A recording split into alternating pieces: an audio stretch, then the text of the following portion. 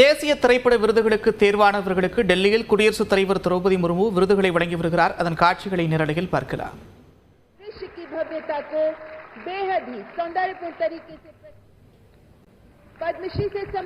And for Ponniyin Selvan Part 1, producer and director Shri Mani Ratnam being awarded with Silver Lotus.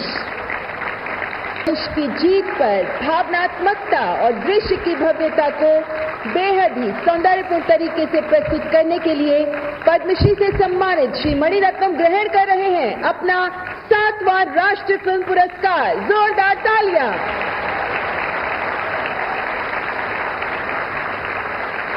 और अब सर्वश्रेष्ठ Punjabi film बागी दीती producer जी next media private limited की ओर से Shri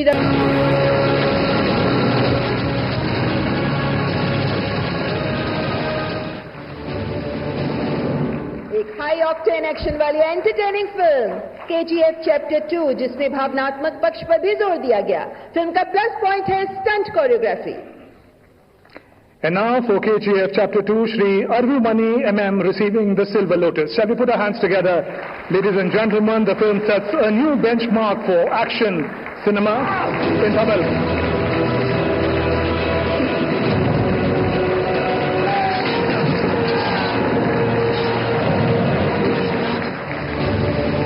The visionary Indian composer presents an audacious blend of traditional contemporary musical styles that suspense audiences in a continuous state of mystery and adventure. And that's not saying enough for Shri A.R. Rahman. A.R. Rahman के ये 7वां राष्ट्रीय film पुरस्कार. Receiving Silver Lotus.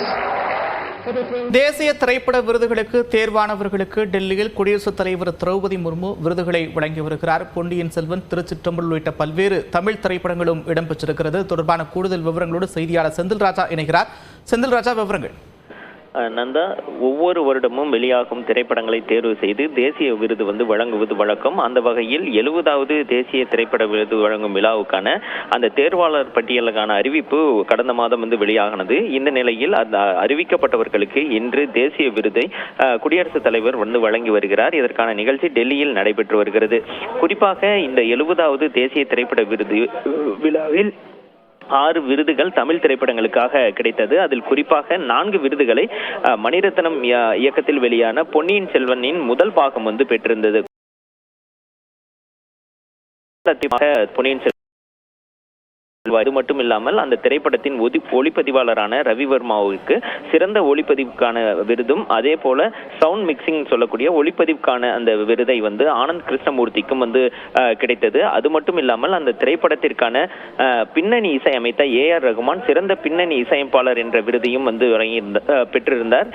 இவர்களுக்கான விருது தான் தற்போது வழங்கப்பட்டு வருகிறது. அவர்கள் அந்த விருதை தற்போது பெற்றிருக்கிறார்கள் குடியரசுத் தலைவரிடம். அது மட்டும் இல்லாமல் ஜவஹர் மித்ரன் இயக்கத்தில் தனுஷ் நடிப்பில் வெளியான திருச்சிற்றம்பலம் 2 விருதுகளை பெற்றிருந்தது. குறிப்பாக அந்த திரைப்படத்தில் நடித்திருந்த நித்யா மேனன் சிறந்த நடிகையாக தேர்வாகி இருந்தார். அவரும் தற்போது அந்த விருதை வாங்குகிறார்.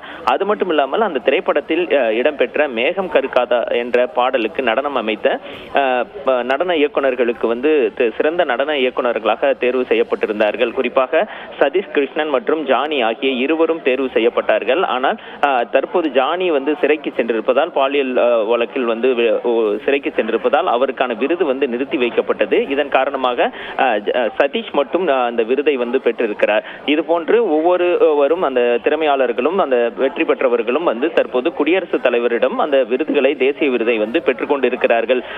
நந்தா, நன்றி செந்தில் ராஜா விரிவான விவரங்களுக்கு.